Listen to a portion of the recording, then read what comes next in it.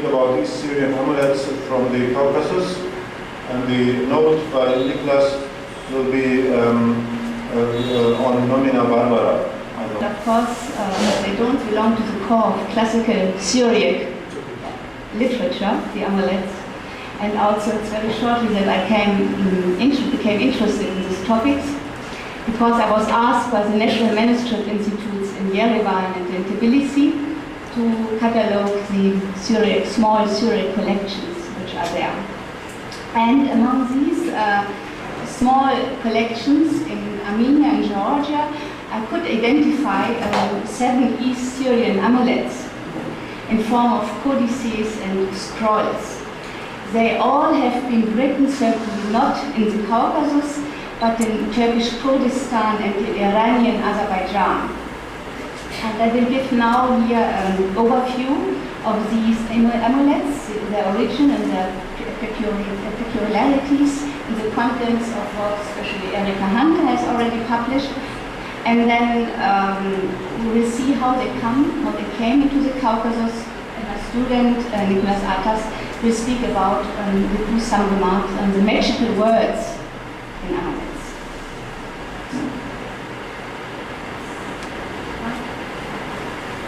So, not many Syriac amulets are available in public libraries. As this inventory shows up, there are about 7 undated manuscripts, and all approximately of the 19th century. Now, 2 new amulets from Yerevan complete this list of undated manuscripts. 10 dated amulets are known in libraries, so in Paris, Berlin, London, Birmingham, Manchester, Harvard, etc. Except for the first, the Paris amulet, all the other manuscripts are from the end of the 18th century. So the first result is that amulet manuscripts which we have, which are extant, generally are not very old. The 5 new manuscripts found now in the Caucasus can supplement the inventory. 2 of them, the manuscripts from Yerevan, even belong to the oldest manuscripts of the 18th century, 749 and 1755. These 7 new amulets from the Caucasus are important because they considerably augment our knowledge about charms in Eastern Syriac tradition. Recently have been discovered some other amulets in a private collection of Michael Sardo, a Syrian citizen who recently died in St. Petersburg. He collected during his lifetime 117 East-Syrian manuscripts, and they have been published recently in short list by Grigory Kessel and Hermann Teule. A full description is still lacking, but among these, again, there are 8 amulets from the East-Syrian tradition. And the oldest of these, as you can see, dates from 1714. Another one is from 1791. The rest, as you can see in this list, is quite modern, namely from the beginning of the 20th century. Result: up to now we have 22 dated and 9 undated Syriac amulets in public and private collections. Others will certainly be found. Just when I parted here for India, I got again a call from Tbilisi and also from Yerevan, who again came across of some, they had been offered on the private market some manuscripts, and I had to look at it, and again it came up, it had been amulets. So for the moment, something is circulating on the market in the Caucasus. The new findings in Yerevan and Tbilisi belong thus to the oldest amulets. Together with the manuscripts already available in Europe and in Russia, they have in common that they all originate from the Assyrian communities of the Church of the East in northeastern Mesopotamia and Iran. The origin of all these East-Syrian amulets is in this triangle of the Hakkari Mountains in Turkish Kurdistan up to the Azerbaijani plains of Iran, around the city of Urmia, and of course in the northeast of Mosul. Up to the early 20th century, this area was inhabited by the independent Syrian mountainous tribes divided in several clans, each one with its own bishop under the authorities of the Patriarch of Kuchanis. And in our manuscript, colophon of my Caucasian manuscripts, some of these biggest tribes, the Bas and Jelu tribes of the Hakkari mountains, in the Hakkari mountains are mentioned. I will come back to the colophons. The Jews of these amulets. They were an integral part of the Assyrians' daily life. Though officially the church forbade magical practice, the colophons of the amulets tell us that they were written on personal demand by deacons and priests. Apart from some Lebanese Maronite amulets from the medieval times, no amulets from the Western Syriac Orthodox tradition are extant.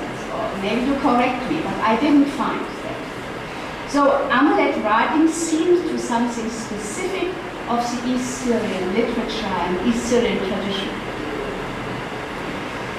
Indeed, the roots of Assyrian amulets go back to the Jews of incantation vowels in Mesopotamia in the Sassanid era, and even beyond to pre-Christian Mandean and Jewish Aramaic tradition.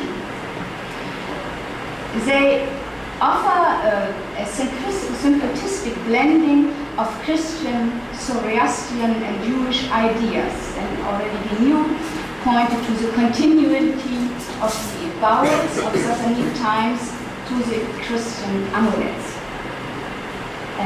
Niels Korwel also yesterday spoke about these Syriac vowels. However, it is striking that all extant East Syriac amulets are not very old, dating from the 18th to the 20th century. Two of them are even written after the First World War.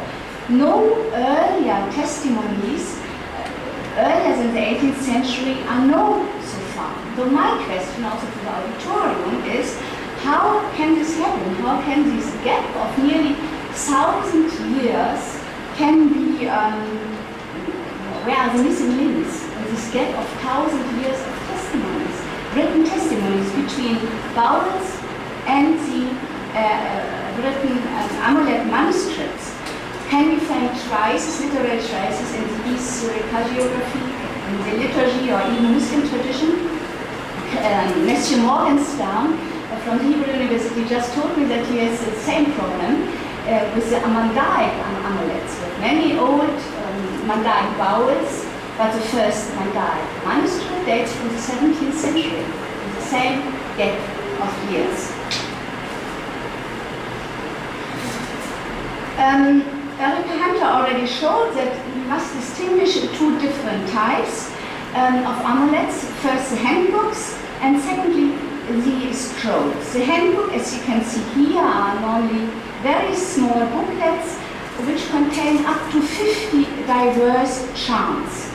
And the priest consulted such handbooks as a compendium for writing scrolls, charms on individual request. This handbook is the most widespread type among the extant amulet manuscripts. They are quite different in the contents, and the titles of these handbooks are generally formed by the root Haras, Haram, or Netar. For example, here, Harza, Hana, Disau, Nutra, this amulet is for the protection, or Ketar, the Hirme, the Herze, Book of Bands and Charms, and etc. So I listed some of the titles which I found. So the second type is a scroll amulet. A scroll amulet contains less charms than the handbook, only up to 4 charms, whereas the handbook could contain up to 50 diverse charms. The scroll is always a personal item. individual person and exhibits what the person wants to prevent. For example, so we have this, for example, of my Caucasian manuscripts, and then we have this very fragile paper scroll from the 19th century from Yerevan. It contains only 2 charms. It was written for a girl, Sarah, daughter of Elishba, probably living in the region of Onia. Sarah was ill. In old terms of magical thinking and demonology, it means she was attacked by the evil eye, a female demon responsible for all kind of illness, nightmares, and madness. The scroll for Sarah contains 2 astral bindings in the names of Saint Mar Abisho and the angel Gabriel, invoking their saint names, the power of the evil eye, who caused the mental and the bodily problems of Sarah, are chained and rejected from her body. The entire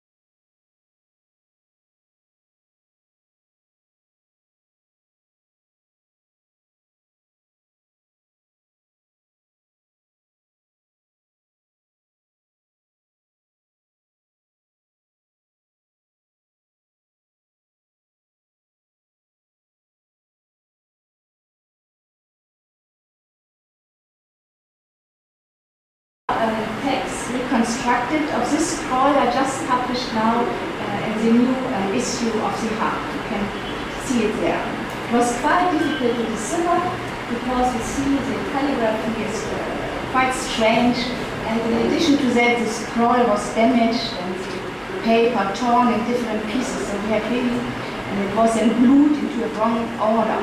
We had to do quite a work to make order into the scroll. A scroll always consists of several stripes of paper. That's why this first scroll was totally in disorder and glued together. And then they are rolled up to a small size. As you can see here in the photo, which I got from a friend, a photo made in Lebanon. It shows a traditional Christian family, and you see these small then scrolls are attached to the body. They are worn in the pocket or attached to the body of a person.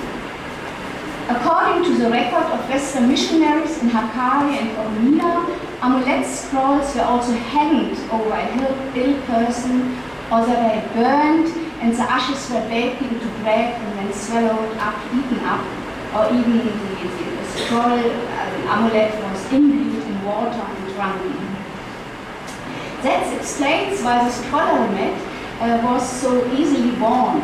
And it was a daily use, it was easily worn, and therefore the scrolls are much less preserved than the handbooks.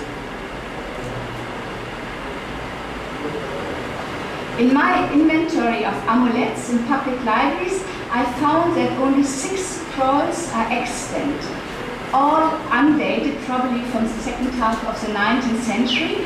That's for the Erewhon manuscript.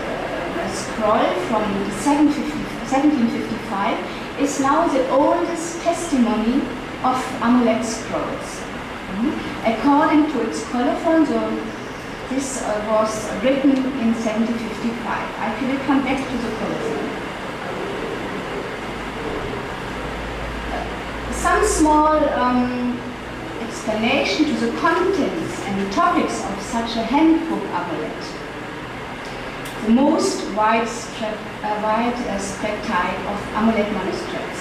It covers a variety of bends and anathemas. They are all different in type and style, and they are never presented in a strict order. They are quite repetitive. For example, a charm, which is quite frequent in the amulets, is a charm against judges and rulers and mighty persons. But this charm can occur several times in a handbook, and always with a slightly different text. Nevertheless, the handbooks seem to reflect a traditional canon of topics.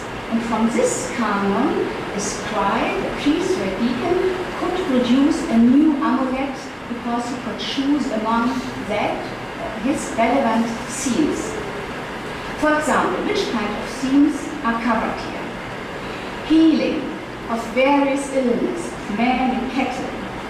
Keep perils at bay for raccoons, snakes and wild animals. Blessing of crops. Peace in house and family. Protection in childbirth. Assistance before judges and mighty persons. Safeguard for travelers. Protection in nightmares, and so on. But quite specific, there are also quite specific charms, for example, against weeping children, or children having eaten soil, because they're creeping, or charms against furuncles, noises, men in prison, sparrows and mice eating the harvest, and etc. Or, for example, also decay of honey and milk. This kind of charms can be found in the handbooks. But the most important subjects are yet charms of protection against demons, especially against Lilith or the evil eye. These charms are always introduced by the term hirmo or astra, binding. And they are conjured in the name of holy persons, by whom the bands, the charms become effective. Who are these holy persons? 3 types: biblical persons from the Old and New Testament, fathers of the church, and 3rd, angels and saints. For example, biblical persons from the Old and New Testament are, first of all, King Solomon, Enoch and Elijah, King David, the prophet Daniel. From the New Testament, they are quite more rare. We have John and Mary, John the Baptist and Mary, and astonishingly, very rare is mentioned Jesus Christ. Sometimes there is also mentioned Petrus and Paul. Fathers of the church, we find Cyprian and Nestorius, and of course angels are quite frequent. It is Gabriel and Michael. And from the saints, East-Syrian saints, we have Abdisho, Hormuz, Tamasis, Shalita, and Paula. You will see some pictures. Here you find now the first page of such a handbook with a standard opening of the scribe who says, I will wish to begin now the handbook with God's power. I write the book of protection. And then he adds the Trinitarian formula or Sanctus, and then you can see on the left side already the Lord's prayers. After the Lord's prayer, you can see on the left side down with written in big red letters, the prayer of Adam, Salus Adam, which is thus 2 lines of praise to Jesus. Then comes the prayer of the angels, here again under the nice ornamental line, prayer of the angels, Salus Malake, which is nothing else than an elaborated form of the Trisagion. And in this Erevan manuscript, it's a much longer praise than what we know so far from the manuscript published by Rollins and Erica Hunter. And then this first prologue of the handbook always ends with the anathema of the Gospel of John, Hirna Evangelion, which is useful for all pains and sicknesses. And quoted in these compartments in a diagonal form, inscribed diagonally inside these 42 compartments, is just the beginning of the Gospel of John. The number of compartments may change in the manuscripts. We have here 42, but other amulets have also only 20 or 25 and 36 compartments. Or for example, the Stiglitz manuscripts has even 50 compartments. And I wonder if there is a magical numerology behind, or if it's just an aesthetical decision of the scribe. We cannot say.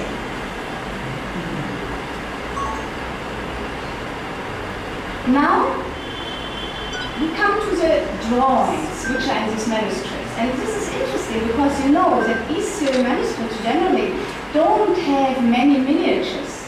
But these East-Syrian manuscripts are full of naive drawings.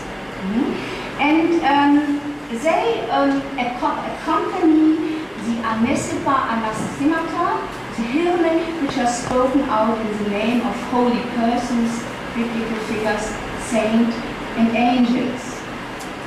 And we find in these new Caucasus findings the traditional drawings besides unknown motives. Common in these drawings are, of course, the equestrian saints, St. George, the prophet Daniel, Rabban Hormuz, and the angel Gabriel, and they are all presented in a similar manner on a horseback, piercing by their lance a demon, a serpent, or a wild animal. These drawings of the saints are really quite uniform, without specific characteristics. And if there wouldn't be an inscription behind, we couldn't know which saint is represented here. Even Angel Gabriel, for example, is illustrated like a warrior with no wings on his shoulders. So here you see Mar Tamasis on a black horse fighting the spirit of lunacy or spirit of the moon, and on the other side St. George on a black horse piercing a giant snake called in the subscription nomina dragon. And snake and dragon both are popular representations of the devil. Less often are depicted persons like Moses, Milis, Sabricho, Hananiah, even Alexander the Great is depicted in a manuscript, or here, for example, Shalita in the Tbilisi manuscript. In this Caucasus amulet, we find Shalita fighting the red spirit Sumakta, the red demon. He's illustrated here with only one leg, a characteristic feature reserved in other manuscripts for the evil demon called of Ras, demon of Ras, Asmodeus, according to old Zoroastrian and Jewish tradition. And the text beside of the anathema, beside this drawing, says that every petition made to God in the name of Mar Shalita will help against evil spirits, and especially against the red spirit to enter body and soul of the bearer of the amulet. A saint particularly venerated in Iraq and Kurdistan is Mar Zaya, a wandering and healing anachorete from the 4th century. He's a saint principally protective against pestilence and ulcer. He's portrayed in many amulets and also here in our 3 Caucasian manuscripts. In the Tbilisi manuscript, he is portrayed as an equestrian spearing the evil spirit, which has a triangular form and a conical head. The demon is called in the caption underneath Malak Mauta, angel of death, and he is armed, and as you can see, with arrows. The caption says also that he is killing men by arrows. The older manuscript from Yerevan, the word is different towards the common feature. Here Zaya is standing upright with a lance, perforating the demon Mautana, hurling axe, dagger, and arrows.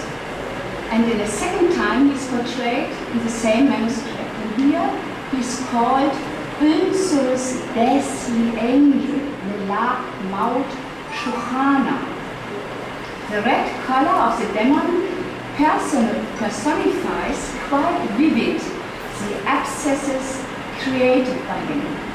And indeed, the corresponding hero in the name of Marzaya is against all plague, ulcer, and pestilence. Persons from the New Testament hardly ever are portrayed in the amulets. So John the Baptist and Mary are invocated as divine agents against the evil. Very unique is yet the drawing in this Erevan scroll, a drawing which I couldn't find in other manuscripts. Mary and Jesus in heaven. Mary, left side, with a crown on her head and long braids. She tends her arms towards Jesus on the right, a smaller figure with a halo, because he is perceived as a baby. Above him we read the caption, "This is a cradle, and in it is our Lord.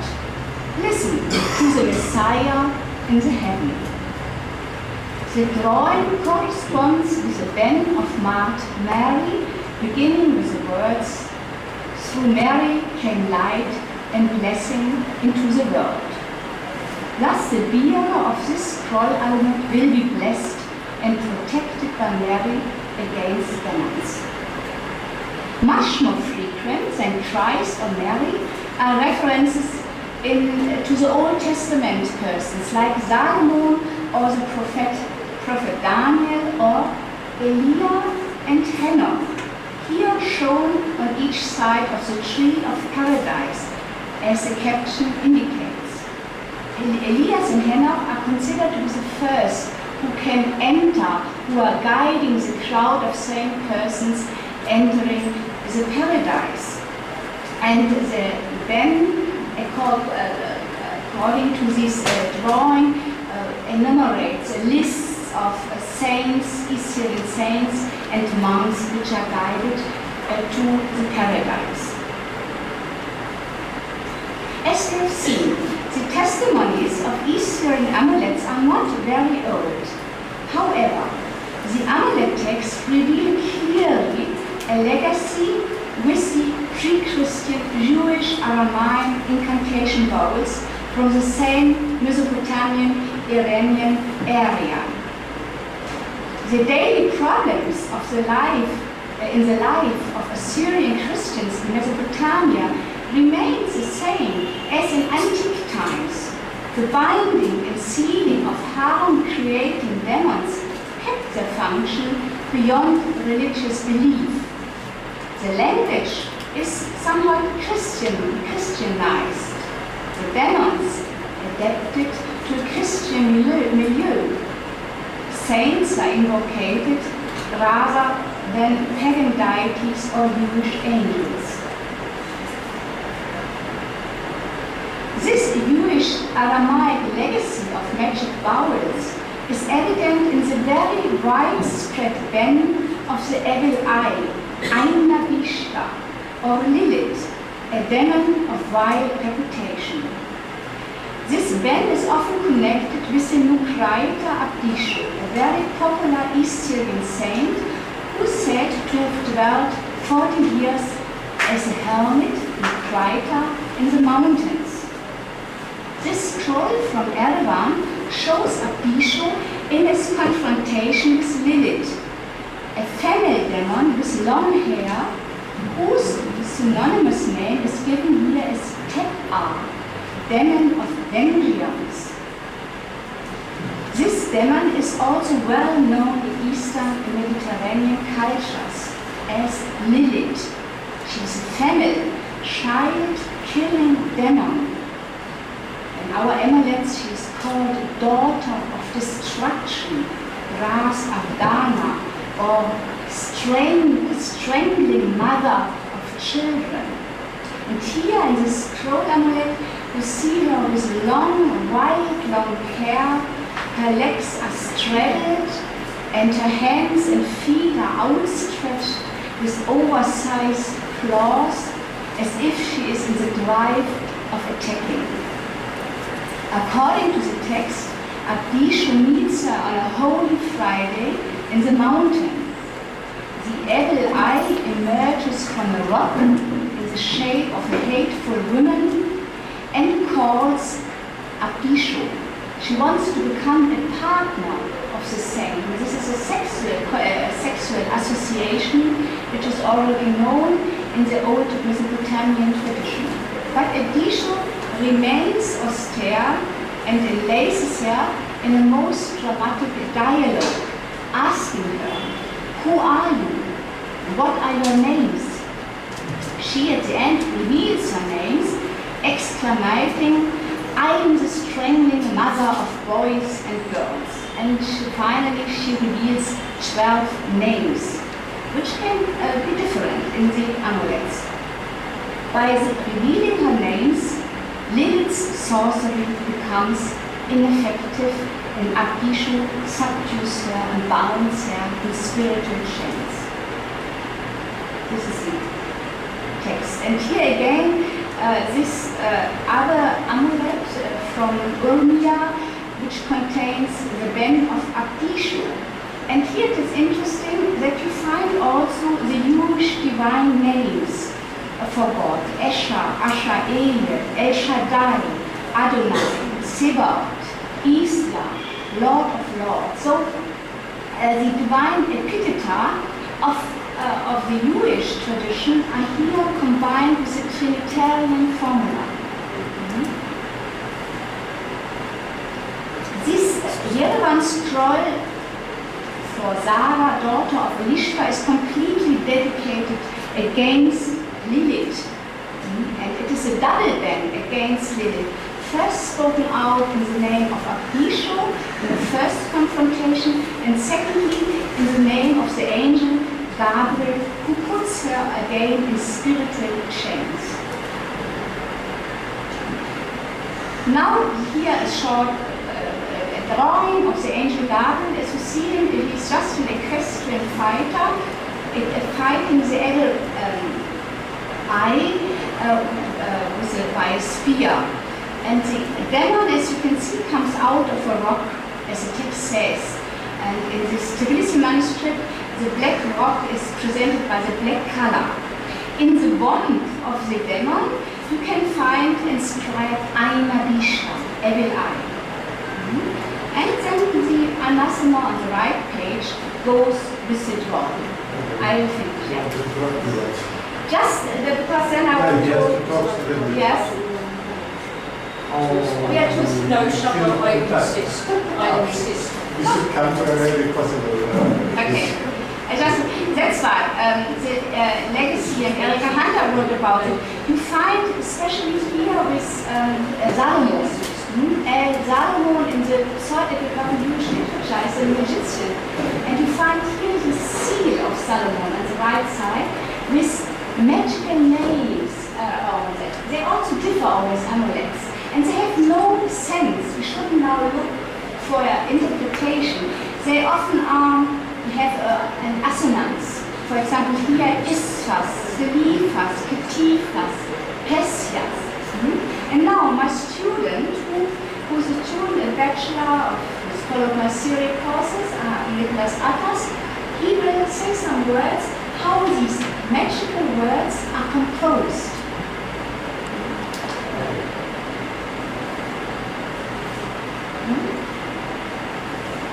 Thank you. I shall briefly now talk about the nomina Barbara, the barbarous names. What name are those? There are a number of criteria for recognizing them. Firstly, the fact that the expression Shem in the name of always precedes the magical word, the magical name. And secondly, words should also have a familiar sound. How can we produce strange names? There are various techniques to produce them. I would like to give some examples. Names can be constructed from a root that may or may not make sense in Syriac, and by adding a noun suffix of either Hebraic, like the Teophoric L, or Greek origin, the S or us endings. Some examples of roots that make sense in Syriac are Esriel and Esargos. All the examples can be read in various ways because of the lack of the vowels. In this case, the root Esar means to band. Two examples that don't make sense are Genuskiel and Marcos. Another technique is to combine two different names. For example, Allahan or Alohan, which means our God in Syriac, is combined with Zeus, which is the name of the king of the gods in Greek, to produce the name Allahan Zeus, Alohan Zeus, which means our God Zeus. There is another technique which consists of the repetition of vowels or consonants to form a word. For example, a repetition of Olaf or a repetition of Shin. Shh. We can also make puns. For example, puns on the divine name, that's the tetragrammaton. For example, Yah, Yahweh, Yah, Yah, Yah, or Yah, Yah, Yah, Yah, Yah. or points on the letters of the alphabet. One way is to link the first to the last, the second to the penultimate, and so on. So, Aleph plus Tau for Eth, Bes plus Shin for Besh, Goman plus Rish for Gad, and so on. Another way is to form words with blocks consisting of consecutive letters, Abgad, Hawaz, and so on. So Olaf plus Bez plus Gomal plus Dola for Abgad, and so on. Just like the abracadabra. A third variety is combining the letters of the alphabet in pairs. Olaf, Olaf, Bez, Bez, Gomal, Gomal, and so on. Thank you.